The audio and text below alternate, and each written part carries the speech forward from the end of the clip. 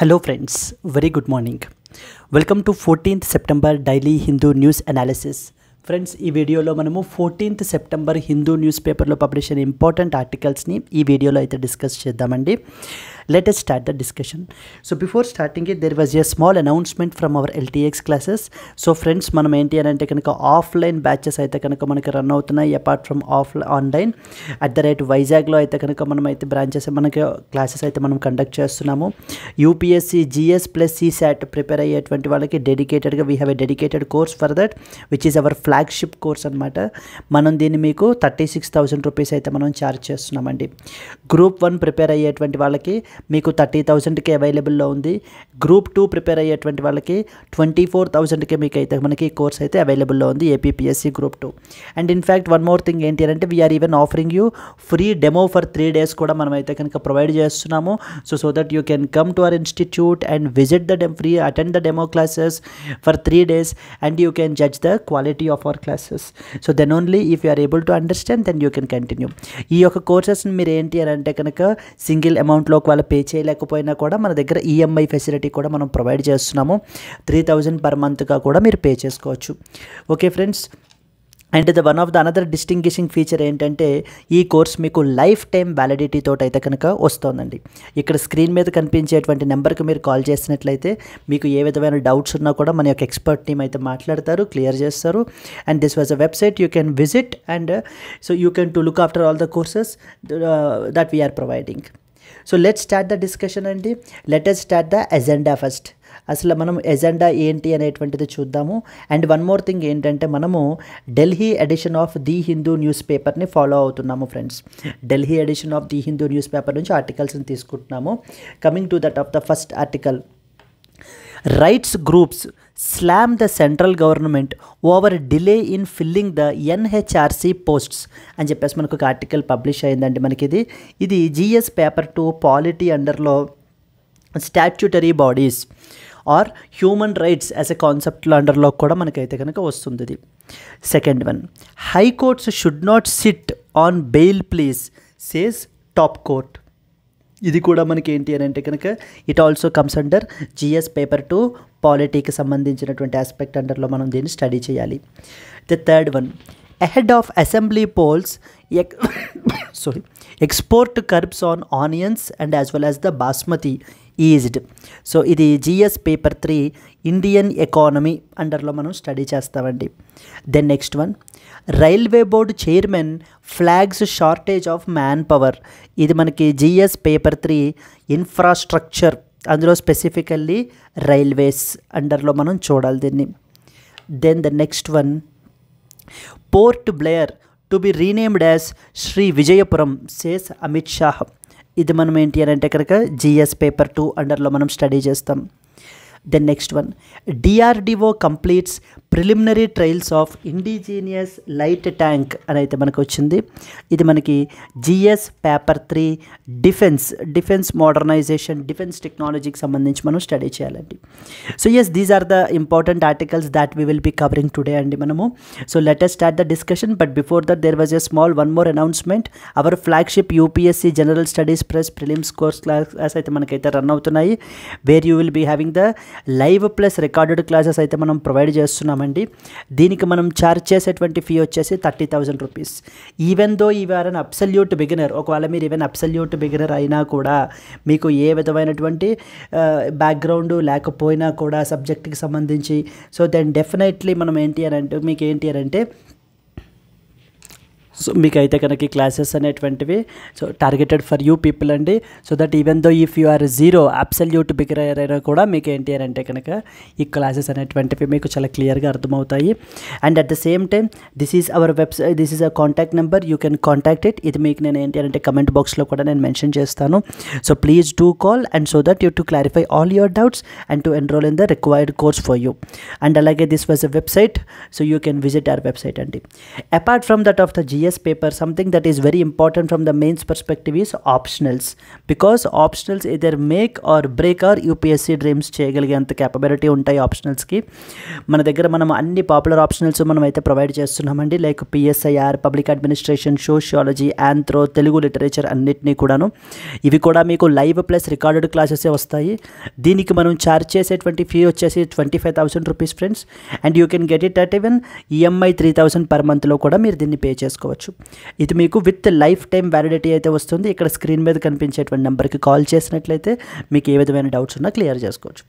That's it friends, let's start the discussion. Okay, the first and foremost article, rights group slams the centre over a delay in filling the NHRC posts. NHRC అంటారనమాట. NHRC మీరు already వినే ఉంటారు. NHRC అంటే national human rights commission అని అర్థం మనకి. National human rights commission NHRC stands for. ఇది మనకి ఏంటి అని అంటే, before going to NHRC you should understand what are human rights. What are human rights? So human rights అంటే ఏంటి అని అంటే, these are the basic rights which are given to every person all over the world, irrespective of his language, his religion, his caste, his gender, whatever may be. So తన యొక్క language తోటి, తన యొక్క cost తోటి, తన యొక్క religion తోటి ఎటువంటి సంబంధం లేకుండా ప్రతి ఒక్కరికే కూడా మనకి ఏంటి అని అంటే, ప్రపంచంలో ఉన్న ప్రతి హ్యూమన్ బీయింగ్కి కూడా ఒక బేసిక్ రైట్స్ అనేటువంటివి కొన్ని కన్ఫర్ చేయడం జరిగింది. వాటిల్నే మనకి హ్యూమన్ రైట్స్ అని చెప్పేసి అంటారు. Like for example, right to personal Liberty. Example వచ్చేసి మనకి ఏంటంటే, everybody has a right to have personal Liberty, right to life, right to life. So ఈ విధంగా మనకి ఏంటంటే, నెక్స్ట్ వచ్చేసి రైట్ టు ఈక్వాలిటీ. ఈవెన్ కొన్ని హ్యూమన్ రైట్స్ని మన కాన్స్టిట్యూషన్లో మనం ఈవెన్ ఫండమెంటల్ రైట్స్గా కూడా మనం అయితే కనుక ప్రొవైడ్ చేసాం. For example, personal Liberty and as well as life తీసుకున్నాం అనుకోండి, article number 21 of the constitution. So article number 21 of the constitution provides the fundamental right to every person. So okay, his and guarantees his personal liberty and as well as life will be taken only except according to the procedure established by law.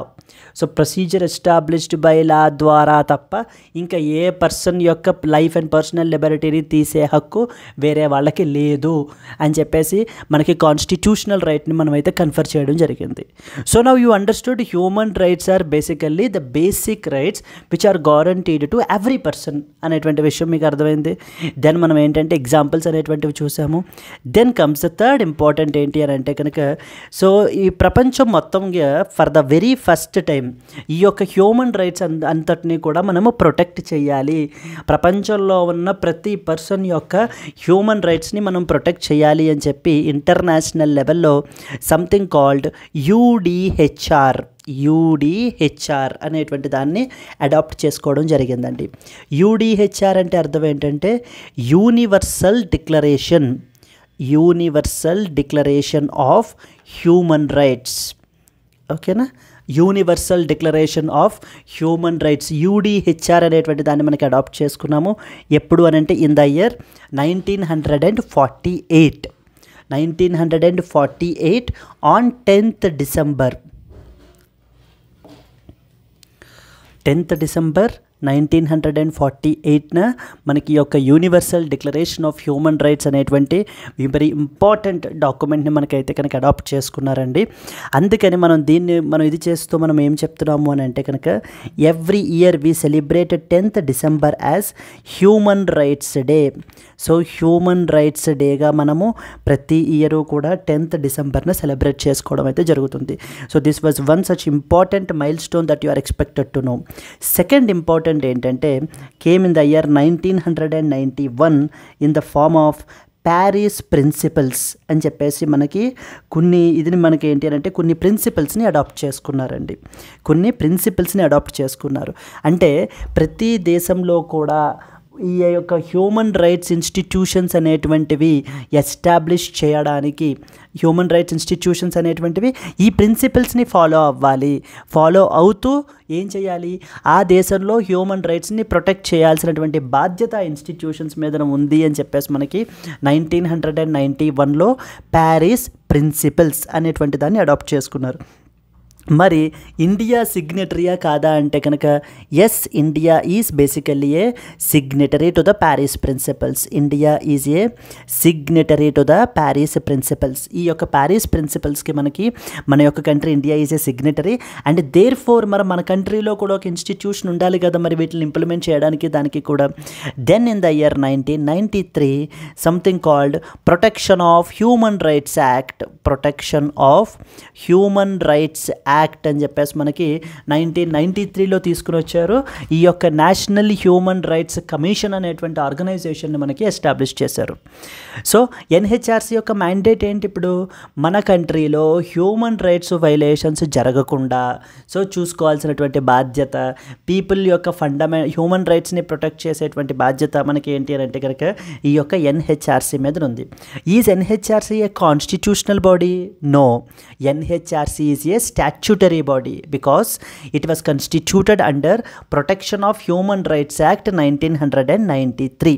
ఓకేనా అండి, that is one important point. Second, ప్రిలిమినరీలో మనకి ఎలా అడుగుతూ ఉంటారంటే so consider the following statements about protection of human rights act 1993 అని ఇచ్చేసి first స్టేట్మెంట్గా మనకి ఏమని ఇస్తారు అని అంటే ఇట్ వాజ్ నెవర్ అమెండెడ్ అని చెప్పేసి ఇస్తూ ఉంటారు. బట్ 1993లో చేసినటువంటి యాక్ట్ని, ఈ ప్రొటెక్షన్ ఆఫ్ హ్యూమన్ రైట్స్ యాక్ట్ని మనకి 2 times అమెండ్మెంట్ అయితే చేశారు. ఫస్ట్ వన్ వచ్చేసి 2006లో అమెండ్మెంట్ చేశారు, సెకండ్ వన్ వచ్చేసి 2019లో అమెండ్మెంట్ చేశారండి. So 2 latest 2 important amendments. The protection of human rights act 1993ని 2 times మనకి అమెండ్మెంట్ అయితే చేశారు. First one 1993, sorry the first one is 2006. 1993లో యాక్ట్ చేశారు, 2006లో ఫస్ట్ టైం అమెండ్ చేశాము, 2019లో సెకండ్ టైం మనకి ఏంటి అంటే అమెండ్మెంట్ అయితే చేయడం జరిగింది. Where we have reduced the tenure, so from 5 years to 3 yearsకి తగ్గించడము, సమ్ సిరీస్ ఆఫ్ యాక్టివిటీస్ అనేటువంటివి మనం చేయడం అయితే జరిగింది. So this is the main important background that you need to understand with respect to that of the human rights. ఒక్కసారి చూసినట్లయితే so human rights అనేటువంటివి, human rights are basically the basic rights which are guaranteed to every individual irrespective of his religion, race, caste, gender, place of birth, whatever race ఏదైనా కూడా మనకి ఏంటి అని అంటే కనుక ఈ యొక్క రైట్స్ని మనం వాళ్ళకి కన్ఫర్ అయితే చేసాము. Examples for these basic rights ఏంటి? Personal liberty, equality, life, everybody has a right to life. So ఇవన్నీ కూడా మనకి ఏంటి అని అంటే కనుక ఆ పర్టికులర్ ఇండివిజువల్కి మనకి హ్యూమన్ రైట్స్. మన కాన్స్టిట్యూషన్ ఆఫ్ ఇండియా ఏం చేశాము అని అంటే కనుక వీటిల్లో కొన్ని రైట్స్ని ఈవెన్ మనము ఫండమెంటల్ రైట్స్గా కూడా మనం ఇవ్వడం అయితే జరిగింది. Under article number 12 to 35 of the constitution, under part 3 of the constitution అండి. Under part 3 of the constitution అండర్లో 12 to 35 ఆర్టికల్స్లో మనకి ఏంటి అని అంటే కనుక ఈ ఫండమెంటల్ రైట్స్ని కూడా మనకి మెన్షన్ అయితే కనుక చేశారు. ఎగ్జాంపుల్ రైట్ టు లైఫ్ తీసుకున్నాం అనుకోండి, ఆర్టికల్ నెంబర్ 21లో మెన్షన్ చేశారు. Right to equality, that is article number 14 to 18 talks about all the rights related to that of the equality మనకి మెన్షన్ చేయడం జరిగింది. అసలు ఈ స్టోరీ మనకి ఎక్కడ స్టార్ట్ అయింది అని అంటే for the very first time something called as UDHR అని చెప్పి 1948లో మొట్టమొదటిసారిగా ఒక లీగల్ డాక్యుమెంట్ని మనకి అడాప్ట్ చేసుకోవడం జరిగింది. దాని పేరే universal declaration of human rights, that is known as UDHR. ఎప్పుడు అడాప్ట్ చేసుకున్నారు? ఇది 10th December 1948లో అడాప్ట్ చేసుకున్నారు. అందుకని మనము ఎవ్రీ ఇయర్ 10th Decemberని హ్యూమన్ రైట్స్ డేగా కూడా మనం అయితే సెలబ్రేట్ చేయడం జరుగుతుంది. Okay, then the second significant milestone ఏంటి అని అంటే కనుక 1991 Paris principles. So Paris principles అని చెప్పేసి మనకి సమ్ ఇంపార్టెంట్ ప్రిన్సిపల్స్ని లిస్ట్ అవుట్ చేశారండి. ప్రతి కంట్రీలో ఉన్నటువంటి హ్యూమన్ రైట్స్ ఇన్స్టిట్యూషన్స్ ఏవైతే ఉంటాయో అవి ఏంటి అని అంటే కనుక ఈ యొక్క ప్రిన్సిపల్స్ని ఇంప్లిమెంట్ చేయాలి, ఇవి వీటి యొక్క మ్యాండేట్ అని చెప్పేసి మనకి చెప్పడం అయితే జరిగింది. సో ఇండియా సిగ్నేటరీయా కాదా అంటే ఈ ప్యారిస్ ప్రిన్సిపల్స్కి మనం కూడా సైన్ చేసామా లేదా అంటే కనుక yes, India is a signatory to the Paris principles. 1991లో జరిగింది. Then in 1993 we came up with the protection of human rights act 1993. Protection of human rights act 1993 అనేటువంటి లెజిస్లేషన్ని పార్లమెంట్ మనకైతే కనుక పాస్ చేసింది. పాస్ చేసి మరి హ్యూమన్ రైట్స్ని ప్రొటెక్ట్ చేయాలి కదా, ప్యారిస్ ప్రిన్సిపల్స్ని ఇంప్లిమెంట్ చేయాలి కదా, అందుకని తీసుకొచ్చిన ఆర్గనైజేషనే NHRC. National human rights commission అనేటువంటి దాన్ని తీసుకుని వచ్చారు. ఈ యొక్క protection of human rights act 1993 was never amended అని చెప్పేసి అంటూ ఉంటారు. ఈజ్ ఇట్ ట్రూ అండి? No, right. How many times it was amended? It was amended twice. That is once in the one in 2006 and the other in 2019లో మనకి amendment అయితే చేయడం అయితే జరిగింది. So coming to the important points, ఇప్పుడు ఈ ఆర్టికల్కి సంబంధించి ఏంటి అని అంటే కనుక there was one such important group called as human rights watch అనేటువంటి రైట్స్ గ్రూప్ అయితే కనుక ఉంది. అయితే ఏం చేస్తున్నారు అని అంటే ఎన్హెచ్ఆర్సీలో ఉన్నటువంటి చైర్మన్ యొక్క పొజిషన్ ఏదైతే ఉందో it has been vacant.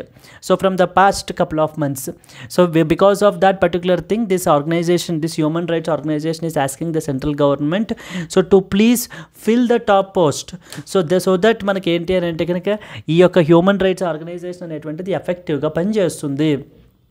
because it is the very important body, so that has to be constituted in a timely manner లో మనకి ఏంటంటే అపాయింట్మెంట్స్ అనేటువంటివి చెయ్యాలి అని చెప్పి మనకి ఎవరు చెప్తున్నారు? ఈ యొక్క హ్యూమన్ రైట్స్ వాచ్ గ్రూప్ ఒకళ్ళు మనకైతే కనుక సెంట్రల్ గవర్నమెంట్ని అంటున్నారండి. In this context let us read important points. Human rights Asia division slammed the central government over delay in filling the NHRC posts. Now let us read some important points about NHRC. Already మనం cover చేసినవే, but కానీ మనం points wise అయితే మనం mention చేస్తున్నాం. Is it a constitutional body? No, because it is a statutory body. అదే రాసం చూడండి. It is an independent statutory body that is established to protect and promote the human rights in our country. So మన కంట్రీలో people యొక్క human రైట్స్ని protect చేయడానికి establish చేసిన organisation మనకి ఎన్హెచ్ఆర్సీ అండి. Okay, and it is constituted under protection of human rights act 1993. So the protection of human rights act 1993 ద్వారా మనకి ఏంటి అంటే ఎన్హెచ్ఆర్సీని ఎస్టాబ్లిష్ చేశారు. అండ్ ఇందాక చెప్పాను కదా, ప్యారిస్ ప్రిన్సిపల్స్ని ఇండియా అయితే సిగ్నేటరీ అయింది. అందుకని చెప్పేసి మనం వాటిని ఇంప్లిమెంట్ చేయడానికి ఈ యొక్క protection of human rights act 1993 మనకైతే తీసుకుని వచ్చామని చెప్పి, it is established in conformity with the Paris principles, that is 1991. So it is established in conformity with the Paris principles 1991లో అడాప్ట్ చేసుకున్నటువంటి ప్యారిస్ ప్రిన్సిపల్స్ని మనకి ఇవి ఇంప్లిమెంట్ అయితే కనుక చేస్తున్నాయన్నమాట. In this context I want to tell you some important facts. Before that composition గురించి మనం మాట్లాడుకుంటే అసలు ఎన్హెచ్ఆర్సీలో మనకి ఎంతమంది ఉంటారు అనేటువంటిది మనం చూసినట్లయితే ఓవరాల్గా 13 పీపుల్ ఉంటారండి మనకి ఎన్హెచ్ఆర్సీలో. ఫస్ట్ వన్ వచ్చేసి ఒక చైర్పర్సన్, సెకండ్ వన్ వచ్చేసి 5 full time members and the third one is 7 deemed members అంటారు. Okay, so the chairperson, 5 full-time members and as well as the 7 deemed members. Coming to that of the appointment, ఈ యొక్క members యొక్క appoint మనకి ఎవరు చేస్తారు అంటే it is recommended by A 6-member committee. ఒక 6-member committee ఉంటారు. ఈవెన్ ఈ కమిటీలో మెంబర్స్ ఎవరెవరు అనేటువంటివి కూడా మనకి పొటెన్షియల్ క్వశ్చన్స్ అయితే అవుతాయండి. So please pay very clear attention towards it. అంటే ఎవరెవరు ఈ 6 members దాంట్లో ఉంటారు, ఎవరు ఉండరు అనేటువంటి విషయాలు కూడా మీకు అయితే కనుక అవగాహన అయితే ఉండాలి. Yes, human rights protection of human rights act 1993 ఎన్నిసార్లు అమెండ్ చేశారండి ఇప్పటికీ? It was amended only twice అయితే అమెండ్ చేశారనమాట. ఎగ్జామ్ పర్స్పెక్టివ్లో మనకి థ్రైస్ అమెండ్ చేశారు, లేదా ఓన్లీ వన్స్ అమెండ్ చేశారు, ఇలాంటి క్వశ్చన్స్ అయితే మనం ఎక్స్పెక్ట్ చేయొచ్చు. సో బట్ ట్వైస్ అయితే అమెండ్ చేశారు. సో దట్ ఈజ్ 2006 ఒకసారి, 2019 ఒకసారి. ఇప్పుడు మొత్తం ఎంతమంది మనకి 6-member కమిటీ అయితే కనుక ఉన్నారు. ఈ 6-member కమిటీ కూడా ఈ యొక్క ఎన్హెచ్ఆర్సీకి సంబంధించినటువంటి చైర్పర్సన్ని and as well as the మెంబర్స్ని సెలెక్ట్ చేయడం అయితే జరుగుతుంది. వీళ్ళల్లో ఈ 6 members కమిటీలో prime minister is the chairperson of this particular committee అండి. Prime minister is the chairperson of this committee. So Prime Minister is the chairperson. Then we have the Speaker of Lok Sabha. Please be very clear. Speaker of Lok Sabha and the Deputy Chairman of Rajya Sabha. ఇక్కడ చూడండి అమ్మ, ఇక్కడ మనకి trap అయితే ఉంటుంది. ఎలా అంటే కనుక స్పీకర్ ఆఫ్ లోక్ సభ అని చెప్పేసి ఇస్తారు మనకి, that is fine. Chairman of Rajya Sabha అని చెప్పేసి ఇస్తూ ఉంటారు. Chairman of Rajya Sabha is not the one of the members of this particular 6-member committee. It is actually the deputy chairman of Rajya Sabha. So the deputy chairperson of Rajya Sabha, so the minister of home affairs, leader of opposition from Lok Sabha and the leader of opposition from Rajya Sabha. So ఇక్కడ మొత్తము 6-member committee ఉంటారండి. అంటే ఈ 6-member committee కూడా కలిపి మనకి ఏం చేస్తారు అని అంటే కనుక, so they will select the members. So the chairperson and as well as members ఎవరెవరిని సెలెక్ట్ చేయాలి, ఎవరెవరిని మనం ఏంటంటే అపాయింట్ చేయాలి అనేటువంటిది ఈ యొక్క 6-member కమిటీ అయితే కనుక మనకి డిసైడ్ చేస్తారు. అండ్ అలాగనే మనకి ఇప్పుడు సిబిఐకి సంబంధించినటువంటి డైరెక్టర్ని అపాయింట్ చేయడం కానివ్వండి, లేకపోతే మనకి జడ్జెస్ ఆఫ్ సుప్రీంకోర్టు అపాయింట్ చేయడానికి కానివ్వండి, దేర్ ఆల్సో ఏ కమిటీ అయితే ఉంటుంది. దాన్ని మనం ఏమంటామంటే కలేజియం అంటాం అనమాట. సో కలేజియంలో మనకి so senior most chief justice and as well as top most 4 senior most judges of supreme court ఉంటారు. అంటే వాళ్ళు ఒక కమిటీగా మనకు ఉండి మనకి డెసిషన్ అనేటువంటి తీసుకోవడం జరుగుతుంది.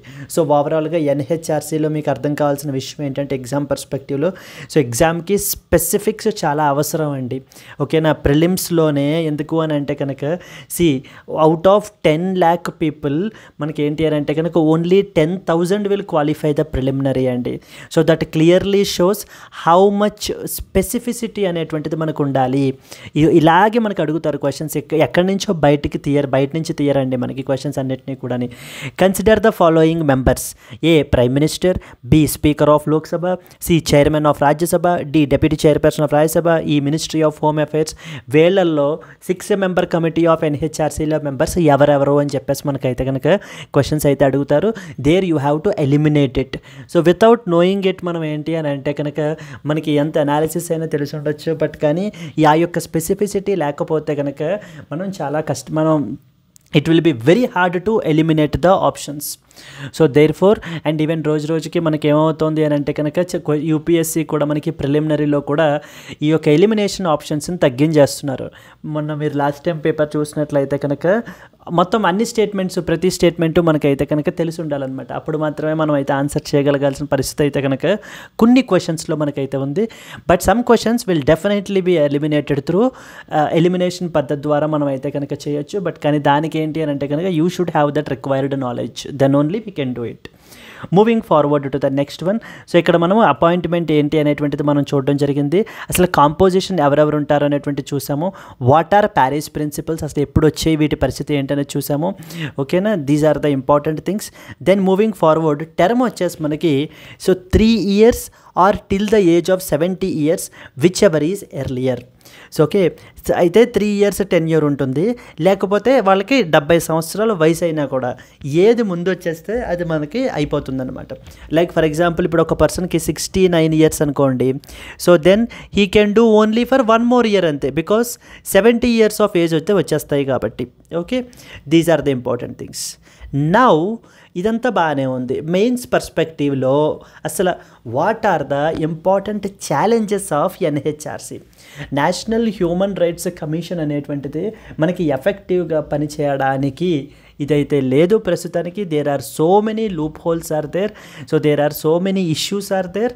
సో ఓకే, ఎన్హెచ్ఆర్సీ మిగతా కంట్రీస్తో ఉండేటువంటి హ్యూమన్ రైట్స్ ఇన్స్టిట్యూషన్స్ తోటి సరి సమానంగా వర్క్ చేయడానికి మనకి ఏంటి అని అంటే కనుక NHRC is struck with so many issues. First and foremost thing ఏంటి అని అంటే కనుక its recommendations are not binding on the government. So ఎప్పుడైనా కూడా గవర్నమెంట్కి సంబంధించి ఇప్పుడు ఎనీ హ్యూమన్ రైట్ వైలేషన్స్ జరిగాయి అని చెప్పేసి మనకి ఏంటి అని అంటే కనుక మనకి ఎన్హెచ్ఆర్సీ అనేటువంటిది ఓన్లీ రికమెండేషన్స్ మాత్రమే చేయగలదండి. రికమెండేషన్స్ని మాత్రమే గవర్నమెంట్కి చేయగలదు. It cannot enforce it's decisions. So clear, right? It cannot enforce its decisions. Only it will issue the notice. It will ask the explanation. Ante tappa manaki enti ani ante kanaka it doesn't have the power to punish those people like who have not followed the orders of the NHRC. So NHRC యొక్క orders అనేటువంటివి మనకి enforcement mechanism అనేటువంటిది ఇదిగా లేదు, and it is just advisory in nature. Second important ఏంటి అని అంటే కనుక very limited resources and as well as the staff. ఎన్హెచ్ఆర్సీకి సంబంధించి మనం చూసినట్లయితే వెరీ లిమిటెడ్ రిసోర్సెస్ అయితే ఎన్హెచ్ఆర్సీకి అయితే ఉన్నాయండి, and as well as the number of workforce, so the manpower that are required. So because and there are so many pending of cases అనేటువంటివి పెరిగిపోతూ ఉన్నాయన్నమాట రోజుకి. మరి ఇంత pendency of cases on one side and as well as the very little staff, మనకి తక్కువ staff people మనకి ఉండడం అనేటువంటిది, దాని మూలాన కూడా మనకి ఎన్హెచ్ఆర్సీ అనేటువంటిది అది పెర్ఫామ్ చేయాల్సినటువంటి విధంగా మనకి పెర్ఫార్మ్ అయితే చేయలేకపోతుంది. అది the second important thing. Third important point ఏంటంటే ఎన్హెచ్ఆర్సీకి ఒక టైం బౌండ్ ఉందండి. టైం బౌండ్ అంటే ఏంటంటే ఇప్పుడు ఈ ఒక 1 year వరకు మాత్రమే, అంటే 1 year లోపల కేసెస్ని మాత్రమే ఎన్హెచ్ఆర్సీ ఇన్వెస్టిగేట్ చేయగలదు. 1 year లోపల ఉన్నటువంటి కేసెస్ మాత్రమే, అంటే ఏ రోజైతే రిపోర్ట్ చేశారో ఆ పర్టికులర్ కేసుని, ఆ ఇన్సిడెంట్ అక్కడి నుంచి మనకి ఏంటంటే కేవలం 1 year లోపల మాత్రమే సో దాన్ని మనకి ఇన్వెస్టిగేట్ చేయగలదు. అంటే మోర్ దాన్ 1 year జరిగిన వైలేషన్స్ అన్నిటినీ కూడా మనకి ఏంటి అని అంటే కనుక ఎన్హెచ్ఆర్సీ టేకప్ చేయలేదు ఆ కేసెస్ని. So there was one such time bound thing is there. And the fourth important ఏంటంటే it cannot provide the monetary relief to that of the victims as well. అంటే ఈ హ్యూమన్ రైట్స్ వైలేషన్స్ అవ్వటం వల్ల for example victims ఎవరైతే ఉంటారో వాళ్ళకు కూడా ఎటువంటి మానిటరీ కంపెన్సేషన్ని మనకి ఎన్హెచ్ఆర్సీ గ్రాంట్ చేయలేదు. And there again there also it has to recommend to the government to do it. So the గవర్నమెంట్కి చెప్పాలి అంటే గవర్నమెంట్కి చెప్పినప్పుడు మాత్రమే రికమెండ్ అయితే చేయాలి, again which is not binding on the government. ఆ యొక్క డెసిషన్స్ని మనకి ఏంటి అని అంటే కనుక ఇంప్లిమెంట్ అయితే కనుక అప్పుడు గవర్నమెంట్కి చెప్పి అడ్వైజ్ అయితే చేయాలి తప్ప ఎన్హెచ్ఆర్సీ స్ట్రైట్ అవే మనకి మానిటరీ రిలీఫ్ని మనకి ఆఫర్ అయితే కనుక చేయలేదు. So because of all these issues there are so many other issues అండి. So okay, we have just discussed only 4 to 5 issues మాత్రమే మనం ఇక్కడ డిస్కస్ చేయడం జరుగుతుంది. ఓకే, మన యొక్క పాలిటిక్స్ సంబంధించినటువంటి వాటిలో, స్టాట్యుటరీ బాడీస్కి సంబంధించిన వాటిల్లో, so will have a detailed discussion over all these particular aspects. So this is all about మనకి ఎన్హెచ్ఆర్సీకి సంబంధించిన ఛాలెంజెస్. అందుకే నేను చెప్పాను కదా, limited resources and as well as staff, adequate staff అనేటువంటిది లేకపోవడము. ఈవెన్ ఈ ఆర్టికల్లో కూడా మనకి అదే రైజ్ చేస్తున్నారనమాట. So chairperson and as well as మెంబర్స్కి సంబంధించి ఏంటి అని అంటే కనుక ఓకే. అండ్ అనదర్ ఇంపార్టెంట్ ఇక్కడ మనకి ఏంటి అని అంటే కనుక lack of appointment delay in the appointments విషయంలో మనకి ఏంటంటే ఈ ఆర్టికల్లో హైలైట్ చేశారు. అండ్ అలాగే there was one more point ఏంటి అని అంటే కనుక so there is something called as GANHRI అని చెప్పేసి అంటామండి. GANHRI అని అర్థం. అంటే the global alliance of national human rights institutions అని చెప్పేసి ఉంది మనకి. Global alliance of national human rights institutions అని చెప్పేసి ఒక పర్టికులర్ బాడీ ఉంది. ఈ బాడీ మనకి ఏం చేస్తుంది అని అంటే కనుక అక్రిడిషన్ని ప్రొవైడ్ చేస్తుంది. మన యొక్క ఎన్హెచ్ఆర్సీకి అగైన్ ఈ యొక్క అక్రిడిషన్ని మనకి డిఫర్ చేశారనమాట. అంటే ఇవ్వలేదు, ఇంకా పోస్ట్ పోన్ చేశారు మళ్ళీని. ఎందుకట there are saying some important reasons. Like for example చూడండి, this Geneva based group has included several reasons like including lack of transparency in appointing the members to the commission. ఈ యొక్క కమిషన్కి ఎన్హెచ్ఆర్సీకి సంబంధించినటువంటి కమిషన్కి మెంబర్స్ని అపాయింట్ చేయటంలో ట్రాన్స్పరెన్సీ అనేటువంటిది లేదు. నెక్స్ట్ వచ్చేసి మైనారిటీ రిప్రజెంటేషన్ లేదు, మోర్ జెండర్ రిప్రజెంటేషన్ అనేటువంటిది సరిగ్గా లేదు అని చెప్పేసి మనకి ఏంటి అని అంటే కనుక మన మీద కూడా global alliance of national human rights institutions వాళ్ళు కూడా ఏంటి అని అంటే so they have some negative this thing opinion on the NHRC అయితే మనకి ఉందండి. అండ్ అలాగే so there are so many international human rights groups which are saying that many human rights abuses, many human rights violations are going on in our country అని చెప్పేసి కూడా మనకి ఏంటంటే రిపోర్ట్స్ని publish చేయడం అయితే జరుగుతుంది. Yes. So these are the important points therefore. And one more exam పర్స్పెక్టివ్లో మీకు తెలియాల్సిన విషయం ఏంటి అని అంటే కనుక ద GANHRI గురించి కూడా మీకైతే కనుక తెలియాలి. సో చూడండి, the global alliance of national human rights institutions GANHRI it's a recognised and trusted partner of the United Nations. ఇందులో మనకి అరౌండ్ 120 మెంబర్ నేషన్స్ అయితే ఉంటారండి. హెడ్ క్వార్టర్స్ వచ్చేసి మనకి జెనీవా స్విట్జర్లాండ్లో ఉన్నాయి. GANHRI global alliance of national human rights institutions. This is one important international body, దీని గురించి మనకి తెలియాలి. అండ్ అలాగే ఇండియా మనకి ఏంటి అంటే there are important international covenants కూడా ఉన్నాయన్నమాట. International covenant on civil and political rights అని, so international covenant on social economic and cultural rights అని, సో ఇంటర్నేషనల్ కోవినెంట్స్ కూడా మనకైతే ఉన్నాయి. సో ఎగ్జామ్ పర్స్పెక్టివ్లో ఓవరాల్గా మీకు తెలియాల్సిన విషయాలు ఏమేంటి అని అంటే కనుక UDHR గురించి మీకు తెలియాలి. Universal declaration of human rights పరిస్థితి ఏంటి, దాని యొక్క సిగ్నిఫికెన్స్ ఏంటి అనేటువంటి విషయాలు. సెకండ్ ఇంపార్టెంట్ ఏంటి అని అంటే కనుక ప్యారిస్ ప్రిన్సిపల్స్ గురించి మీకు తెలియాలి. 1991 ప్యారిస్ ప్రిన్సిపల్స్ గురించి. And at the same time third one, ఇండియాలో మనకి చేసినటువంటి piece of legislation that is known as protection of human rights act 1993 గురించి మీకు తెలియాలి. Then followed by that of NHRC national human rights commission. And NHRCలో కూడా so the basic facts like appointment, term, tenure ఇవన్నీ కూడా మనం నార్మల్గా చదివేస్తాము. What are the main issues, what are the main challenges, like for example its recommendations are just advisory in nature, they are not binding అని చెప్పేసి మనకు ఒక point. Next వచ్చేసి cannot investigate those cases which are older than 1 year, investigate అయితే చేయలేవు అని చెప్పేసి మనకి second important drawback. So these are some of the important drawbacks. By addressing these particular drawbacks మనకి ఏంటి అని అంటే కనుక India can improve its stand, improve its position in the human rights protection with respect to our country. And మన యొక్క global image కూడా మనకి అదేంటంటే ఎన్హెన్స్ అయితే కనుక చేస్తుందండి. So these are some of the important things with respect to first article. Let's move to that of the next article. You should also know about one more 2 international covenants చెప్పాను కదా. International covenant on civil and as well as political rights అంటారు, civil and as well as political rights. Then next వచ్చేసి international covenant on social, economic and as well as cultural rights. Social, economic and as well as the cultural rights and economic and cultural rights. Okay, now coming to that of the next one.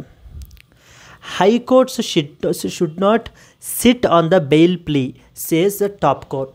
So మనకి ఏంటి అని అంటే కనుక హైకోర్ట్స్కి సంబంధించి particularly supreme court ఏంటి అని అంటే కనుక హైకోర్ట్స్కి స్టేట్మెంట్స్ అయితే వీళ్ళైతే కనుక ఇష్యూ చేస్తున్నారండి.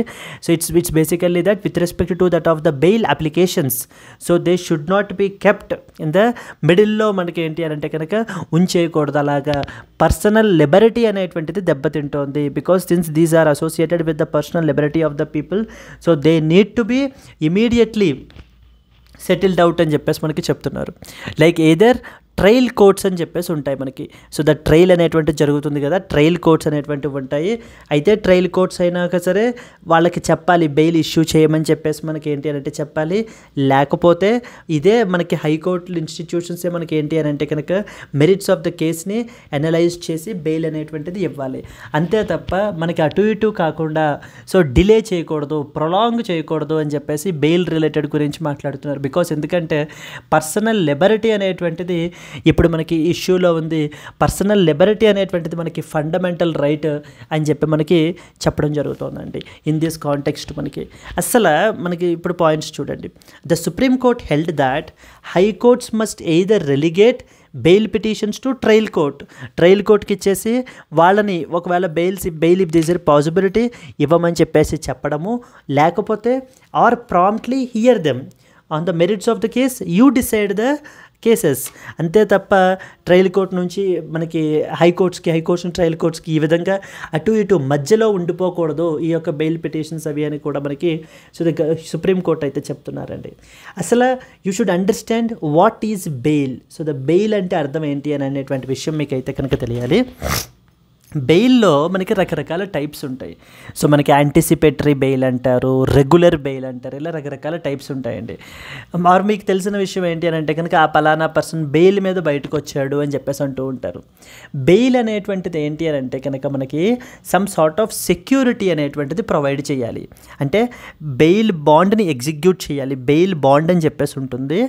మనకి బెయిల్ అప్లికేషన్ పెట్టుకొని ఈ బెయిల్ బాండ్ మనకి ఏంటి అని అంటే కనుక బెయిల్ బాండ్ అనేటువంటి దాన్ని ఎగ్జిక్యూట్ అయితే కనుక చేయాలన్నమాట. సో బెయిల్ బాండ్ మనకి ఏంటంటే ఎగ్జిక్యూట్ చేయాలి. సో బెయిల్ బాండ్ ఎగ్జిక్యూట్ చేసిన తర్వాత ఏంటి అని అంటే కనుక అప్పుడు బెయిల్ అనేటువంటిది కోర్టు మనకి ఇష్యూ చేయడం అయితే జరుగుతుందండి. So here you should understand that so the బెయిల్కి మనకి ఏంటి అని అంటే కనుక some sort of money as a security డిపాజిట్గా సెక్యూరిటీగా మనం ఏంటి అని అంటే కనుక సెక్యూరిటీ అనేటువంటిది పే చేయాలి. అండ్ అలాగనే 2 షూరిటీస్ కూడా మనకి ఏంటి అని అంటే కనుక సైన్ చేయాలన్నమాట. Upon that if the court accepts these things so then definitely with conditions మనం బెయిల్ అనేటువంటిది ఆ పర్టికులర్ పర్సన్కి అయితే ఇవ్వడం జరుగుతుంది. And at the same time ఏంటి అని అంటే కనుక ఆ బెయిల్లోనే మనకి కండిషన్స్ అనేటువంటివి చెప్తారు.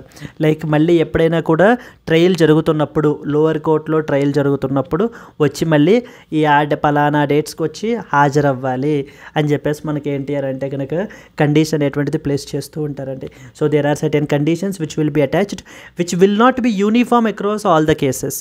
It varies from case to case అనమాట. కేస్ టు కేస్ మనకి ఏంటి అని అంటే కనుక వేరీ అయితే చేయొచ్చు.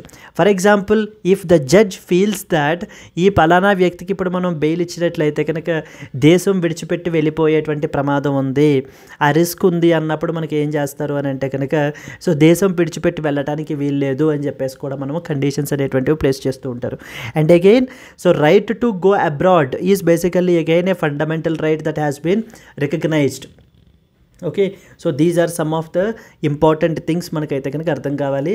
And you should understand bail is basically మనకి ఇక్కడ పాయింట్స్ రాసాం చూడండి.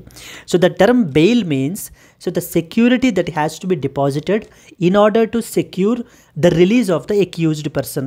సో అక్యూజ్డ్ పర్సన్ ఎవరైతే ఉంటారో మనకి వాళ్ళు ఈ బెయిల్ బాండ్ని మనకి ఏంటంటే certain sum of money so security అనేటువంటిది డిపాజిట్ చేస్తారు.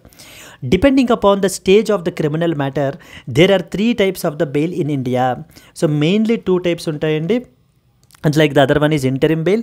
ఇక్కడ మనం 2 టైప్స్ వచ్చేసి regular bail and as well as anticipatory bail అంటారు. రెగ్యులర్ బెయిల్ అనేటువంటిది ఎవరికి ఇస్తారంటే granted to a person who has been arrested or in the police custody. ఎవరినైతే ఆల్రెడీ ఒక పర్టికులర్ పర్సన్ని మనకి ఏంటంటే కనుక అరెస్ట్ చేసేసిన తరువాత మనకి ఏంటి అని అంటే ఇచ్చేటువంటి బెయిల్ మనకి రెగ్యులర్ బెయిల్. సో ఓకేనా, whenever any person is arrested so then after that the bail that is conferred that is given to him again bail bond అనేటువంటి దాన్ని ఎగ్జిక్యూట్ చేయాలి. అలా కాకుండా ఇంకొకటి ఉంటుంది ఏంటంటే కనుక యాంటిసిపేటరీ బెయిల్ అంటారు. యాంటిసిపేటరీ బెయిల్ అంటే ముందుగానే యాంటిసిపేటరీ బెయిల్ మీన్స్ అంటే ముందుగానే రేపన్న రోజున అరెస్ట్ చేస్తారు ఖచ్చితంగా నన్ను అనేటువంటి ఒక అనుమానం ఒక సస్పిషన్ ఉన్నప్పుడు అప్పుడు కూడా ముందు అరెస్ట్ చేయకుండానే బెయిల్ అనేటువంటి తెచ్చుకోవచ్చు. That is known as anticipatory bail అండి. ఓకేనా, regular bail and as well as anticipatory bail. So anticipatory bail అనేటువంటిది ఎప్పుడు అరెస్ట్ చేసే ముందు, ఇంకా అరెస్ట్ చేయకుండా. రెగ్యులర్ బెయిల్ ఎప్పుడు అరెస్ట్ చేసేసిన తరువాత ఇచ్చేటువంటిది రెగ్యులర్ బెయిల్ మనకి. So okay, this an application for the grant of the anticipatory bail can be filed by the person who discerns that he may be arrested by the police. So okay, if there is any suspicion to that particular person so that he will be arrested so then definitely that particular person has an option to file the anticipatory bail. ఇంకొకసారి arrest చేసిన తర్వాత ఇంకా anticipatory bail ఉండదు కదా, ఇంకప్పుడు regular బెయిల్లోకి వెళ్ళిపోవాలి. So regular bail అనేటువంటి దాన్ని అప్లై అయితే చేస్తారండి. This is the second important thing. అయితే ఈ బెయిల్ పిటిషన్స్ మీదన ఈ bail pleas or bail petitions మీదన ఏవైతే ఉన్నాయో సో వాటిని అలా డిలే చేయకండి. Quickly resolve them. So okay, and as soon as possible try to issue the bail even though if it's a serious offence. Like for example UAPA unlawful activities prevention act కానివ్వండి, లేకపోతే prevention of money laundering act కానివ్వండి, ఈ acts మనం తీసుకుంటే కనుక వాటికి కూడా even though the serious offence అయినా కూడా బెయిల్ అనేటువంటిది ఇష్యూ చేయొచ్చు. But however you treat bail as a norm and jail as an exception.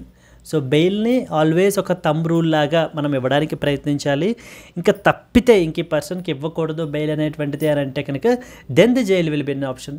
So అంతే తప్ప that should be the last resort for a judge అని చెప్పి కూడా మనకి సుప్రీంకోర్టు అయితే రీసెంట్గా ఈ మధ్యన ఈ స్టేట్మెంట్స్ అన్నీ కూడా చేయడం అయితే జరిగింది. బికాజ్ పర్సనల్ లిబర్టీ అనేటువంటిది అట్ స్టేక్ ఎవరైతే అక్యూజ్డ్ పీపుల్ ఉన్నారో. And at the same time because personal liberty is a fundamental right that has been guaranteed by the constitution to every individual. Right, this was the second important article that you are expected to know with respect to this thing అండి. First one వచ్చేసి human రైట్స్కి సంబంధించినటువంటి aspects అన్నీ కూడా మీకు తెలియాలి. అసలు NHRC as an ఇన్స్టిట్యూషన్గా మనకి ఏంటంటే ఏమేం ఛాలెంజెస్ ఉన్నాయి అనేటువంటిది మనం అయితే కనుక స్టడీ చేయాలి. Then at the same time second one వచ్చేసి with respect to that of the bail related provisions గురించి, and at the same time different types of bail ఏంటి, so what supreme court is saying on to that of the high courts అనేటువంటి aspects కూడా మనం ఏంటంటే cover అయితే చేయాలి. Moving on to that of the third article, ahead of assembly polls, export curbs on onions and as well as the basmati eased. So this is something related to that of the trade related అండి. So Indian ఎకానమీలో మనకి trade related ఆస్పెక్ట్స్లో మనకి ఏంటి అని అంటే కనుక ఈ ఆర్టికల్ని మనం అయితే స్టడీ చేస్తాము. ఈ యొక్క ఆర్టికల్ దేనికి సంబంధించింది అని అంటే కనుక, so the union central government has a power to regulate the imports and as well as exports.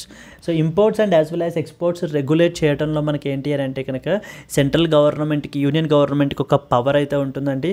ఆ పవర్ని ఉపయోగించుకుని మనకి ఏం చేస్తూ ఉంటారంటే, ఫర్ ఎగ్జాంపుల్ ఎనీ కమోడిటీ మన కంట్రీలో ఆ యొక్క కమోడిటీ యొక్క సప్లై అనేటువంటిది తగ్గిపోతూ, ఆ యొక్క సప్లై తగ్గిపోతూ డిమాండ్ ఎక్కువగా ఉంటే మనకి ఏమవుతుంది, ప్రైసెస్ అనేటువంటివి ఇంక్రీజ్ అయిపోతూ ఉంటాయి.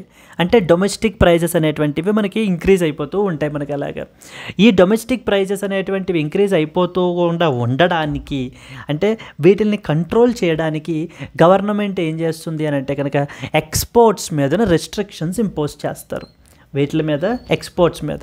అంటే ఇప్పుడు ఫర్ ఎగ్జాంపుల్ ఇప్పుడు ఆనియన్సే ఉన్నాయనుకోండి, ఆనియన్స్ ప్రైజెస్ అనేటువంటివి చాలా విపరీతంగా స్కై రాకెట్ అయిపోతాయి కొన్ని మనకి సిచ్యువేషన్స్లో. అలా అయిపోతున్నప్పుడు ఏంటంటే చాలామంది పీపుల్ ఏం చేస్తూ ఉంటారంటే వీటిని ఎక్స్పోర్ట్ కూడా చేస్తూ ఉంటారు. గవర్నమెంట్ ఏం చేస్తుంది అని అంటే కనుక ఎక్స్పోర్ట్ బ్యాన్ విధించేస్తుంది ఒక్కొక్కసారి కంప్లీట్గా. అంటే ఏంటంటే ఇంకెవ్వరూ ఆనియన్స్ని ఇంకా బయటకు అమ్మకూడదు అని చెప్పేసి చెప్తుంది. అంటే బ్లాంకెట్ బ్యాన్ ఇంపోజ్ చేసేస్తారు. ఎందుకని ఇలా ఎప్పుడైతే మనం ఏంటంటే కనుక ఎక్స్పోర్ట్స్ని మనము బ్లాక్ చేస్తామో అప్పుడు ఏమవుతుంది, సప్లై అనేటువంటిది ఇక్కడే ఉంటుంది, బయట దేశాలకి వెళ్ళిపోదు. కాబట్టి మనకి కంట్రోల్ చేయొచ్చు అనేటువంటి ఉద్దేశంతో వన్స్ మళ్ళీ సిచ్యువేషన్ నార్మలైజ్ అయినప్పుడు అయితే ఆ బ్యాన్ని రీవోక్ చేయడం కానీ లేకపోతే కనుక ఇంకా కొంత రిస్ట్రిక్షన్స్ని తగ్గించడం కానీ చేస్తూ ఉంటారు. అదేవిధంగా అలాగే one such restriction is something called as MEP అంటారు, minimum export price. Minimum export price అంటే అర్థం ఏంటి అని అంటే కనుక ఎవరైనా కూడా ఈ ప్రైజ్కి అంటే తక్కువ ఎక్స్పోర్ట్ చేయకూడదు. అంటే ఈ పలానా ప్రైజ్ కంటే కూడా తక్కువ ప్రైజ్కి మనకి ఎక్స్పోర్ట్ చెయ్యకూడదు. That is what is the minimum export price అని చెప్పేసి గవర్నమెంట్ ఏంటంటే కనుక ఫిక్స్ చేస్తుందన్నమాట. ఈ ప్రైజ్కి మించి తక్కువకి చేయకూడదు అని. So that they will set it high. So that ఏంటి అని అంటే కనుక ఎక్స్పోర్ట్ చేయకుండా డొమెస్టిక్ మార్కెట్స్లోనే మనకు ఆ సప్లై అంతటినే ఉంచడానికి గవర్నమెంట్ తీసుకునేటువంటి రకరకాల ఇనిషియేటివ్స్ ఇవన్నీ కూడా. ఓవరాల్గా మనం అర్థం చేసుకోవాల్సింది ఏంటి, ఈ యొక్క ఫుడ్ ఇన్ఫ్లేషన్ ఏదైతే ఫుడ్ ప్రొడక్ట్స్ ఏవైతే మనకు ఉంటాయో సో వాటి యొక్క ప్రైజెస్ అనేటువంటివి అబ్నార్మల్గా ఇంక్రీజ్ అవ్వకుండా సో చూసుకోవడానికి గవర్నమెంట్ చేసేటువంటి some policy decisions that will be taken by the government here. So ఇక్కడ మనం చూసినట్లయితే ఇప్పుడు రీసెంట్గా ఈ యొక్క ఆనియన్స్కి సంబంధించి, నెక్స్ట్ వచ్చేసి బాస్మతికి సంబంధించి వీటి మీదన రిస్ట్రిక్షన్స్ అయితే ఇంపోజ్ అయితే చేశారండి. అవి అయితే మనకి తీసేశారనమాట. రిస్ట్రిక్షన్స్ని అయితే కనుక తగ్గించారు అని చెప్పి మనకి ఇక్కడైతే చెప్తున్నారు. చూడండి, ahead of the almost 10 months after it prohibited the onion exports, the union government on Friday scrapped the minimum export price mandate of $550 per metric ton and waived the 40% export duty that is imposed upon the onion shipments in India. So రీసెంట్గా మనకి మహారాష్ట్రలో మనకి particularly ఈ యొక్క liberal దీనికి అంటే రిస్ట్రిక్షన్స్ని is చేయడం ఖచ్చితంగా వీళ్ళందరికీ కూడా ఉపయోగపడుతుంది. So that now they can export more అని చెప్పి మనకి గవర్నమెంట్ అయితే ఆర్టికల్ అయితే పబ్లిష్ అయిందండి. సో దీనికి సంబంధించి కొన్ని మనం ఇంపార్టెంట్ పాయింట్స్ని చూసినట్లయితే కనుక the union government has eased the export curbs on onions and as well as basmati.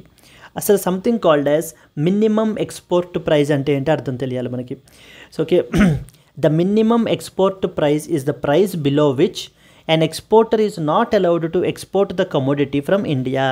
So మన కంట్రీ నుంచి ఈ పర్టికులర్ థ్రెషోల్డ్ కంటే తక్కువ అమ్మడానికి వీల్లేదు అని చెప్పేసి గవర్నమెంట్ పెట్టేటువంటి ఒక ప్రైజ్, ఒక ఫిక్సేషన్ అనమాట. That is known as minimum export price. It is typically implemented to contain the surging domestic prices. Mainly ఎందుకు ఇంప్లిమెంట్ చేస్తారంటే దీన్ని ఎందుకు ఇంప్లిమెంట్ చేస్తారు అని అంటే, సో సప్లై అనేటువంటి దాన్ని మన కంట్రీలోనే ఉంచేలాగా, సప్లై అనేటువంటిది బయట కంట్రీస్కి మనకి సప్లై అనేటువంటిది తగ్గిపోకుండా ఉండడానికి, డిమాండ్ ఎంతైతే ఉందో సప్లై కూడా అంతే ఉంచేలాగా ప్రయత్నానికి మనకి గవర్నమెంట్ ఏంటి అని అంటే కనుక ఇంప్లిమెంట్ చేసేటువంటి మెకానిజమే ఈ యొక్క MEP, minimum export price. So దాన్ని మనకి రిస్ట్రిక్షన్స్ని అయితే కనుక రీసెంట్గా మనకి తగ్గించారు. They have eased down these restrictions అని చెప్పి మనకి ఆర్టికల్ అయితే పబ్లిష్ అయిందండి. This is the next important article that you are expected to know. And అలాగనే ఎక్స్పోర్ట్స్కి సంబంధించి there was one such important organisation called as APEDA, APEDA, APEDA అనేటువంటి ఒక ఇంపార్టెంట్ స్టాట్యూటరీ బాడీ మన కంట్రీలో అయితే ఫంక్షన్ చేస్తోందండి. పర్టికులర్లీ ఫర్ అగ్రికల్చరల్ ప్రొడక్ట్స్కి సంబంధించినటువంటి వాటిని ఎక్స్పోర్ట్ అండ్ డెవలప్మెంట్ చేయడానికి పెట్టినటువంటి బాడీ ఈ యొక్క ఎపెడా అనేటువంటిది. ఖచ్చితంగా very important from the exam perspective friends. ఎపెడా was established by the government of India under the agriculture and processed food products export development authority act 1985. So 1985 act ద్వారా మనకి that is known as ఎపెడా act 1985 ద్వారా మనకి ఏంటి అని అంటే కనుక constitute చేయబడింది మనకి ఎపెడా మనకి. Okay, that is what is agricultural and processed food products export development authority. Okay, of 1985 act ద్వారా మనకైతే కన్స్టిట్యూట్ చేయబడిందండి. And it works under something called as the ministry of commerce industry, not home. It comes under ministry of commerce and as well as industry అండర్లోకి మనకైతే కనుక ఈ యొక్క ఇదైతే ministry అయితే వర్క్ అవుతుంది. అండ్ అలాగనే మెయిన్ యొక్క ఆబ్జెక్టివ్ ఏంటి అని అంటే to develop and promote the export of scheduled products. So scheduled products ఏవైతే మనకి there are certain products which have been classified as scheduled products. So ఏవైతే ఉన్నాయో వాటిల్ని మనకి ఏంటి అని అంటే కనుక ప్రమోట్ చేయడానికి, ఎక్స్పోర్ట్స్ని ఇంప్రూవ్ చేయడానికి పెట్టినటువంటి డెడికేటెడ్ ఆర్గనైజేషన్ మనకి ఎపెడా. సో ద ఎపెడా అనేటువంటిది మనకి స్టాట్యూటరీ బాడీ. ఎపెడా అనేటువంటిది మనకి ministry of commerce and as well as industry అండర్లోకి మనకైతే వస్తుంది. అయితే డొమెస్టిక్ ప్రైజెస్ని కంట్రోల్ చేయడానికి గవర్నమెంట్ ఈ విధంగా రకరకాలైనటువంటి యాక్టివిటీస్ని మనకి తీసుకుంటూ ఉంటారండి, రకరకాల ఇంటర్వెన్షన్స్ అనేటువంటివి తీసుకుంటూ ఉంటారు. అయితే వన్ సచ్ ఇంటర్వెన్షన్ ఈజ్ మనకి ఎక్స్పోర్ట్కి సంబంధించినటువంటి బ్యాన్ విధించడము, లేకపోతే ఎక్స్పోర్ట్కి సంబంధించి ఏంటి అని అంటే కనుక ఈ విధమైనటువంటి మినిమం ఎక్స్పోర్ట్ ప్రైస్ అనేటువంటి రిస్ట్రిక్షన్స్ పెట్టడం ద్వారా డొమెస్టిక్గా మనకి ఏంటంటే కన్జ్యూమర్స్ అనేటువంటి వాళ్ళు ఎఫెక్ట్ అవ్వకుండా గవర్నమెంట్ చూసుకుంటూ ఉంటుంది. So there are other important things as well. So ఎవరో కూడా ఇల్లీగల్గా స్టాక్ని హోల్డ్ చేయటము ఇలాంటివి కూడా మనకి చేయకూడదు. వాటికి కూడా మనకి లిమిట్స్ అనేటువంటివి గవర్నమెంట్ అయితే పెడుతుందండి. Yes, this is one of the important article. Now let's move to the next one, that is Railway Board Chairman flags the shortage of manpower. So మీరు చూసినట్లయితే కనుక రైల్వే బోర్డు యొక్క చైర్పర్సన్ రీసెంట్గా మనకైతే appoint చేశారండి. So he Satish Kumar. But from the UPSC perspective we are not bothered about names, but underlying organisations అనేటువంటివి మనకి చాలా ఇంపార్టెంట్ అనమాట. ఇప్పుడు దీనికి సంబంధించి ఏంటి అని అంటే కనుక రైల్వే బోర్డు యొక్క చైర్పర్సన్ సతీష్ కుమార్ ఏమంటున్నారంటే కనుక there is a huge shortage of manpower. So ఈ యొక్క వర్క్ ఫోర్స్ మ్యాన్ పవర్ ఏదైతే ఉందో దానికి సంబంధించినటువంటి ఎక్కువ షార్టేజ్ అయితే కనుక ఉంది అని చెప్పేసి మనకైతే హైలైట్ చేస్తున్నారండి. అయితే కన్సర్న్ అనేటువంటిది రైజ్ చేశారనమాట. Because of due to the increased expenditure in railways అంటే క్యాపిటల్ ఎక్స్పెండిచర్ పెంచటం మూలాన మనకి ఏంటి అని అంటే కనుక మోర్ అండ్ మోర్ ఫెసిలిటీస్ అనేటువంటివి ఇప్పుడు వచ్చాయి, మోర్ అండ్ మోర్ ఆపరేషన్స్ అనేటువంటివి జరుగుతున్నాయి రైల్వేస్లో. దేర్ఫోర్ మనకి ఏంటి అని అంటే మరి ఇంత డిమాండ్ని మనం ఫుల్ఫిల్ చేయడానికి కావాల్సినటువంటి వర్క్ ఫోర్సు మ్యాన్ పవరు లేరు, కాబట్టి మనం వాళ్ళని రిక్రూట్ అయితే చేసుకోవాలి అని చెప్పేసి మనకి ఏంటంటే రైల్వేస్ అయితే చెప్తున్నారు.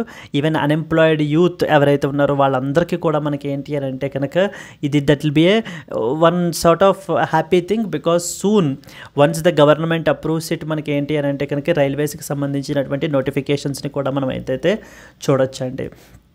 ఓకేనా, this is one of the important article. వచ్చేసి మనకి let's see some important points. The Railway Board chairperson recently raised the concerns over the manpower shortages. First important point ఏంటి అని అంటే due to the increase in the capital expenditure by the railways. So railways మనం తీసుకున్నట్లయితే కనుక ఇప్పుడు ఇక్కడ point రాశారు చూడండి, అది due to the increase in the capital expenditure. So 1.48 lakh crore మనకి 2019లో 1.48 lakh crore నుంచి మనకి ఏంటి అని అంటే దాన్ని it has been to 2.62 lakh crore మనం క్యాపిటల్ ఇన్వెస్ట్మెంట్ క్యాపిటల్ ఎక్స్పెండిచర్ మీద మనం అయితే కనుక పెట్టడం అయితే కనుక జరిగింది. సో దీని వలన మనం ఏంటి అని అంటే కనుక మోర్ అండ్ మోర్ అసెట్స్ని మనం అయితే కనుక బిల్డ్ చేసాము. మరి ఈ అసెట్స్ అన్నిటిని కూడా ఆపరేట్ చేయడానికి మేనేజ్ చేయడానికి మ్యాన్ పవర్ వర్క్ ఫోర్స్ అనేటువంటిది చాలా అవసరం, వాళ్ళు లేరు అని చెప్పేసి చెప్తున్నారు. So here you can read that particular point. Due to the increase in capital expenditure by railways from 1.48 lakh crores in 2019-22 2.62 lakh crore in 2023-24. This increased spending has led to substantial rise in the assets, thereby necessitating adequate manpower for reliable and safe train operations. So మనం రీసెంట్గా train యాక్సిడెంట్స్ని కూడా మనం అయితే కనుక witness అయితే చేసాము.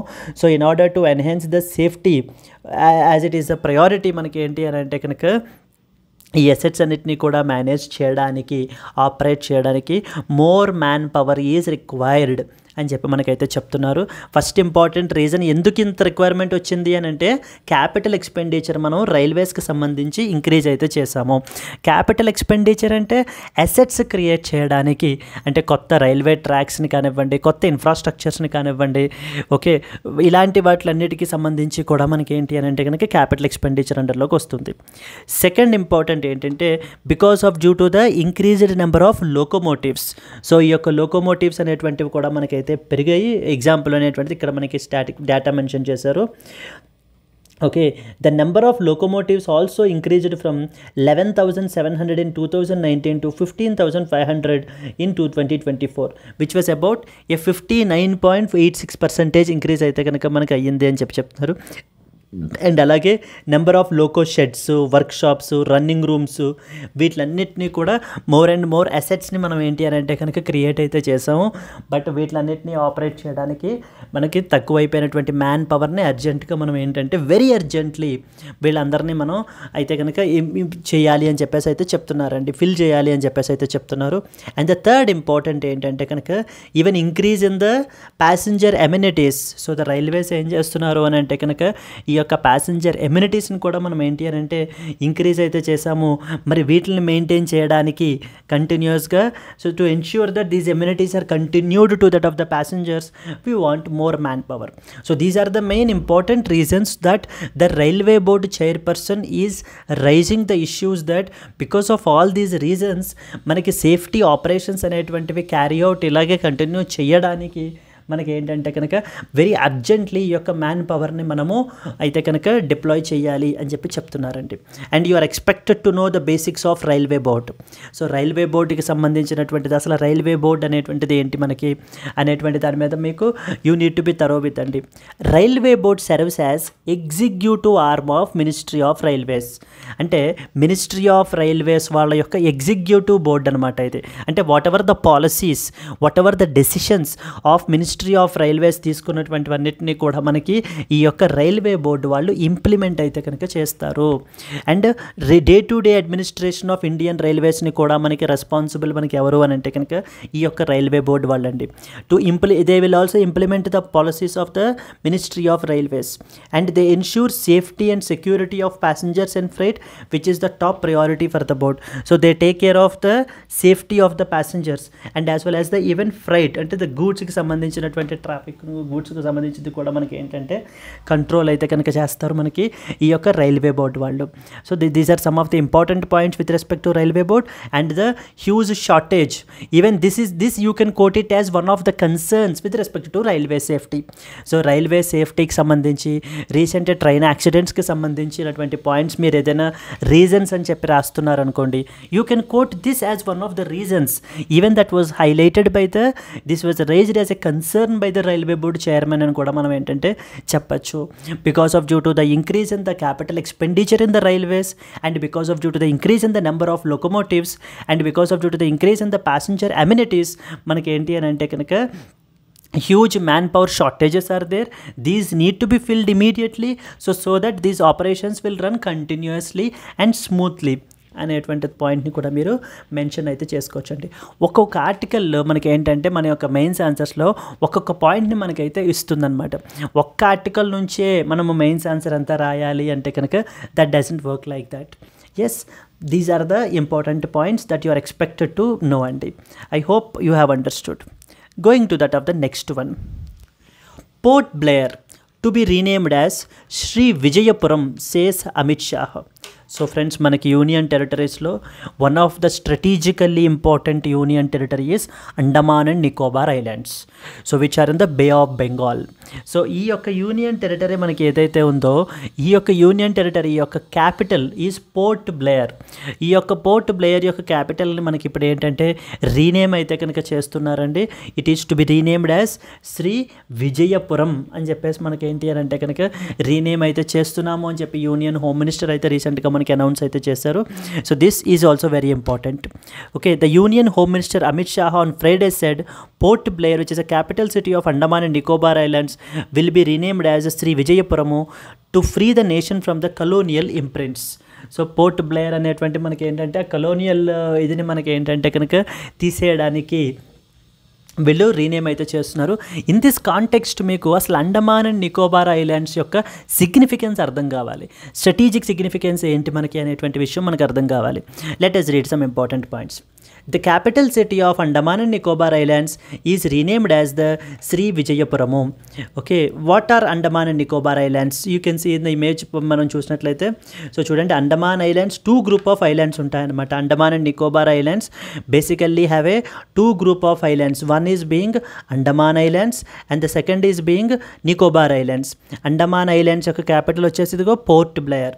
ఇప్పుడు ఈ పోర్ట్ బ్లేయర్ని మనకి శ్రీ విజయపురంగా మనకి ఏంటంటే రీనేమ్ అయితే కనుక చేస్తున్నారు. In this context, let us see some important points.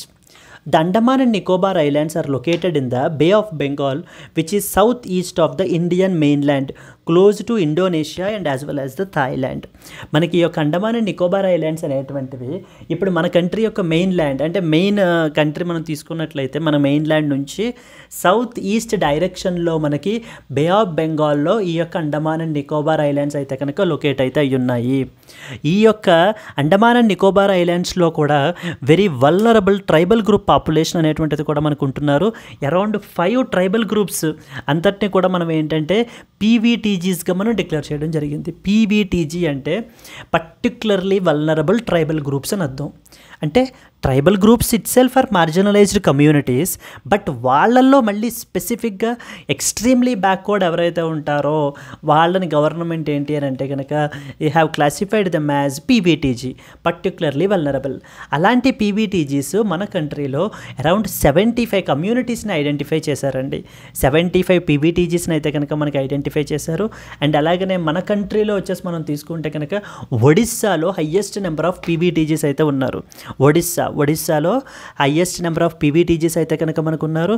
And followed by that they are in ఆంధ్రప్రదేశ్లో సెకండ్ హైయెస్ట్ పీవీటీజీ కమ్యూనిటీస్ అయితే మనకు ఉన్నారండి. ఓకే, ఈ యొక్క పీవీటీజీస్ గురించి కూడా రీసెంట్గా మనకి గవర్నమెంట్ ఒక స్కీమ్ని కూడా మనకి తీసుకుని వచ్చింది. That is known as PM Janman scheme అనేటువంటి దాన్ని కూడా మనకి తీసుకుని వచ్చారనమాట. పిఎం జన్మాన్ స్కీమ్ అని చెప్పేసి, అంటే ఈ యొక్క పిఎం జన్మాన్ స్కీమ్ ద్వారా మనకి ఏంటంటే ఈ యొక్క పర్టికులర్లీ వల్నరబుల్ ట్రైబల్ కమ్యూనిటీస్ అందరికీ కూడా ఏంటి అని అంటే సమ్ సెట్ ఆఫ్ కాంప్రిహెన్సివ్ రిఫార్మ్స్ని తీసుకోవడం. లైక్ ఫర్ ఎగ్జాంపుల్ వాళ్ళకి పర్మనెంట్ హౌసెస్ని కన్స్ట్రక్ట్ చేయించటము, నెక్స్ట్ వచ్చేసి డ్రింకింగ్ వాటర్ సప్లై ప్రొవైడ్ చేయటము, స్కూల్స్ని కన్స్ట్రక్ట్ చేయడము, మెడికల్ ఫెసిలిటీస్ని కన్స్ట్రక్ట్ చేయడము, ఈ రోడ్స్ని కన్స్ట్రక్ట్ చేయడము. ఓకే, ఇప్పుడు మనకి రీసెంట్గా ఛత్తీస్గఢ్కి సంబంధించినటువంటి ఒక ఇంపార్టెంట్ ట్రైబల్ కమ్యూనిటీని కనెక్ట్ చేయడానికి కూడా రోడ్స్ని అయితే కనుక కన్స్ట్రక్ట్ చేశారు. ఈ విధంగా మనకి ఏంటంటే ఈ యొక్క పిఎం జన్మాన్ స్కీమ్ అనేటువంటి దాన్ని మనకి ఇంప్లిమెంట్ అయితే చేస్తున్నారు. ఎందుకు ఈ పీవీటీజీస్ గురించి మనం మాట్లాడుకుంటున్నాము? ఎందుకంటే Andaman and Nicobar islands are also home to the 5 important PVTGs. So that is Jarawas, Onges, Shompen, great Andamanese and as well as the North Sentinelese. సో వీళ్ళందరూ కూడా మనకి ఏంటి అని అంటే ఈ 5 పీవీటీజీ కమ్యూనిటీస్ కూడా మనకి ఏంటంటే కనుక ఈ 5 పీవీటీ వీటిని పీవీటీజీలుగా వీళ్ళని కన్సిడర్ అయితే మనం చేస్తున్నాం అనమాట. Now coming to the important points with respect to strategic significance. అసలు ఎందుకు అండమాన్ అండ్ నికోబార్ ఐలాండ్స్ అనేటువంటిది why it is strategically important for us అనేటువంటిది మనకు అర్థం కావాలి. సో ఫస్ట్ అండ్ ఫార్మోస్ట్ ఏంటంటే Andaman and Nicobar islands is considered as the first line of డిఫెన్స్గా మనం అయితే కన్సిడర్ చేస్తామండి. అంటే మన యొక్క మెయిన్లాండ్ కంట్రీ నుంచి మనం తీసుకుంటే కనుక Andaman and Nicobar islands are little far away in the Bay of Bengal. So ఇప్పుడు ఇండియన్ ఓషన్ రీజియన్లో మనం చూసినట్లయితే కనుక there is a growing influence of China in this particular region. So if tomorrow if China wants to attack India, so ఎప్పుడైనా మనకి ఏంటి అని అంటే కనుక అటాక్ చేయాలి అనేటువంటి ఆలోచనలతో ఇది చేసినట్లయితే కనుక సో ద ఈస్టర్న్ సైడ్ నుంచి మనకి ఫస్ట్ ఉండేటువంటిది మనకి అండమాన్ అండ్ నికోబార్ ఐలాండ్స్. కాబట్టి అక్కడ మన యొక్క ప్రజెన్స్, కంట్రీ యొక్క డిఫెన్స్ ప్రజెన్స్ అనేటువంటిది అక్కడ చాలా ఇంపార్టెంట్. బికాజ్ ఎందుకనంటే అది దాటుకుని అప్పుడే మాత్రమే మెయిన్ ల్యాండ్ని టచ్ చేయగలిగాం ఫ్రమ్ ద ఈస్టర్న్ సైడ్ నుంచి. సో కాబట్టి ఏంటంటే Andaman and Nicobar islands are strategically important. That's the reason why they have been kept it as a union territory only, so that it can be completely under the control of union government. Completely central government కంట్రోల్లోనే ఉంచుకోవడానికి ఏంటి అని అంటే కనుక అంత strategic significance అయితే మనకు ఉంటుంది. It's considered as the first line of డిఫెన్స్గా మనం దాన్ని కన్సిడర్ చేస్తాం అనమాట. సెకండ్ ఇంపార్టెంట్ ఏంటంటే అండమాన్ అండ్ నికోబార్ ఐలాండ్స్ మనకి so it adds so some oceanic space as the EEZ exclusive economic zone అంటాం అనమాట. There was an international convention ఉందండి, సంథింగ్ కాల్డ్ యాజ్ అన్క్లాజ్ అని చెప్పేసి. అన్క్లాజ్ అంటే United Nations convention on law of the sea అంటాం. UNCLOS అంటే United Nations convention on law of the see అని చెప్పేసి మనం చెప్తాము. Where we will enjoy the more oceanic space because of due to this Andaman and Nicobar islands. ఈ యొక్క exclusive economic zone అనేటువంటిది మనకైతే కనుక రావడం అయితే జరుగుతుంది, ఇండియాకి యాడ్ అవ్వడం జరుగుతుంది. అండ్ వాటి వల్ల మనకి ఏంటంటే అండర్ గ్రౌండ్ మినరల్ రిసోర్సెస్ ఏవైతే ఉన్నాయో అవన్నీ కూడా India can leverage all its particular resources. So first important ఏంటి, the first line of defence it acts as a. Second one వచ్చేసి మన యొక్క అన్క్లాజ్ కన్వెన్షన్ ప్రకారంగా మన యొక్క ఇండియాకి మనకి ఎక్స్క్లూజివ్ ఎకనామిక్ జోన్స్ని మనకి ఏంటి అని అంటే కనుక మోర్ స్పేస్ని యాడ్ చేస్తుంది. థర్డ్ ఇంపార్టెంట్ది ఏంటంటే కనుక close proximity to that of the Malacca straight. International trade lines అనేటువంటి వాటికి కూడా ఈ మలక్కా స్ట్రైట్ ఏదైతే ఉందో సో దీనికి చాలా దగ్గరగా మనకి ఏంటి అని అంటే కనుక ఈ పర్టికులర్ రీజియన్ అయితే కనుక ఉంటుందండి. Even in that context also this region assumes more economic significance economically కూడా. అందుకనే గవర్నమెంట్ కూడా మనకి ఏంటంటే ఈ అండమాన్ అండ్ నికోబార్ ఐలాండ్స్ని ఇంకా హోలిస్టిక్గా డెవలప్ చేయడానికి it has brought up with something called as great Nicobar project అనేటువంటి దాన్ని ఒక ప్రాజెక్ట్ని అయితే కనుక తీసుకుని వచ్చారు. ఇక్కడ అంతటినీ కూడా కాంప్రిహెన్సివ్గా ఈ రీజియన్ అంతటినీ కూడా మనకి డెవలప్ అయితే చేయాలి అనేటువంటిది ప్లాన్ కూడా మనకి ఉందన్నమాట. సో దట్ దీని యొక్క పొటెన్షియల్ అంతటినీ కూడా మనము లెవరేజ్ అయితే చేయొచ్చు అనేటువంటి ఉద్దేశంతో it seeks to unleash the potential of the Andaman and as well as Nicobar islands. Yes, so these are some of the important points అండి. Moving to that of the next article.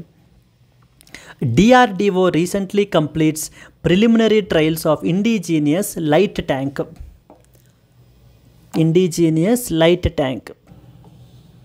So DRDO completes preliminary trials of indigenous light tank.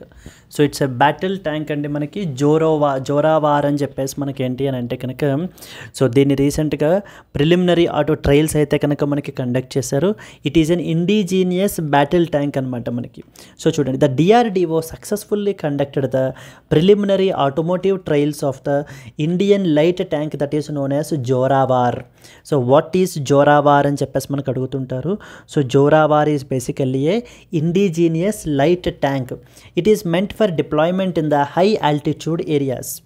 During the field trials conducted in the desert terrain, this demonstrated its exceptional performance, effectively meeting all the intended objectives.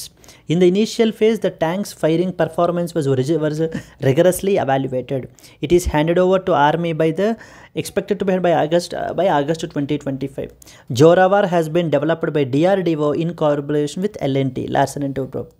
So this is what is Zorawar అండి.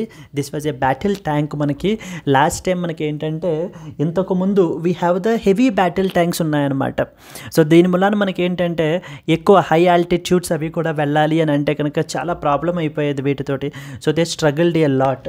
So that's the reason a need was felt to have the light battle tanks అనేటువంటి ఉండాలి అన్న ఉద్దేశంతో now this got developed indigenously and this is known as Zorawar అని చెప్పేసి light weight and an indigenously developed battle tank మనకి యొక్క జోరావార్ అనేటువంటిది. Yes, so దీనికి సంబంధించినటువంటి ప్రిలిమినరీ టెస్ట్స్ అనేటువంటివన్నిటిని కూడా కండక్ట్ చేస్తున్నారు. Once all these trials are successful, it is expected that by August 2025 మనకి మన యొక్క ఇండియన్ ఆర్మీకి అయితే కనుక మనకి రీచ్ అయితే అవుతుందన్నమాట. సో ఇది మనకి DRDO and as well as L&T వాళ్ళు అయితే కనుక దీన్ని మనకి కన్స్ట్రక్ట్ అయితే డెవలప్ అయితే చేస్తున్నారండి. Yes friends, these are some of the important articles for today. So I hope you have understood something. So friends, we have a small offer with respect to LTX classes. So కొంతమందికి ఏంటి అని అంటే కనుక ఒక subject specific మాత్రమే వాళ్ళు ఏంటి అని అంటే కనుక వీక్ ఉంటారు, మిగతా సబ్జెక్ట్స్లో స్ట్రాంగ్ ఉంటారు. అలాంటి వాళ్ళకి ఏంటి అని అంటే completely whole course may not be useful. So అలాంటి వాళ్ళ గురించి మనం ఏంటంటే డెడికేటెడ్గా సబ్జెక్ట్ వైజ్ మనం ఏంటంటే ప్రొవైడ్ చేస్తున్నామండి. Any subject you take, it was just 5,000 we are charging. Like you take polity, history, economy, geography, CSAT, NCERT foundation, whatever you take. So any subject that we are charging only 5,000 rupees. Even if 5,000 rupees kuda you can pay it at EMI at the 1,000 rupees per month ka meer enti ante kanaka pay chesukovachu. And as usual most distinguishing feature ఏంటండి, life time validity తోటి మీకు అయితే కనుక వస్తుంది. ఇక్కడ screen మీద కనిపించేటువంటి నెంబర్కి మీరు కాల్ చేసినట్లయితే కనుక మీకు ఏ విధమైన డౌట్స్ ఉన్నా కూడా మీరు క్లియర్ చేసుకోవచ్చు. You can visit our website. So friends, అలాగనే we have the daily live CA కూడా మనకి ఏంటి అని అంటే కనుక రన్ అవుతుందండి. డైలీ లైవ్ కరెంట్ అఫైర్స్ అయితే కనుక మనకి రన్ అవుతున్నాయి. I will be the one who will take up the daily live classes అనేటువంటిది మనం తీసుకుంటున్నాం ఇక్కడ.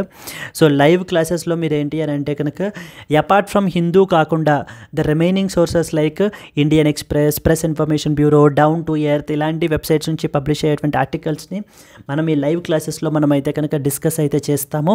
సో దీనికి మనం చార్జ్ చేసేటువంటిది సబ్స్క్రిప్షన్ మోడల్లో మనము 500 రూపీస్ పర్ మంత్ మనం అయితే కనుక ఛార్జ్ చేస్తున్నామండి. 500 రూపీస్ పర్ మంత్ అయితే కనుక ఛార్జ్ చేస్తున్నాము. So that you can take advantage of this particular offer that we are providing in order to enrol into this particular daily live classes as well. ఇది for the same purpose ఈ course గురించి కూడా మీరు తెలుసుకోవాలనుకుంటే ఇక్కడ screen మీద నెంబర్కి call చేయండి. So coming to that of the today's question, consider the following statements about NHRC. Okay, point number 1. It is a statutory body constituted under the Protection of Human Rights Act 1993. Second one, this act was amended only once in the year 2006. Okay. Which of the above statements is or are correct? 1 only, 2 only, both 1 and 2, and as well as none of the above. So if you know the answer, please do comment your answer and at the same time, if you have liked the video, please like it, and let's meet again tomorrow. Until then, happy learning. All the best. Bye bye, Andy.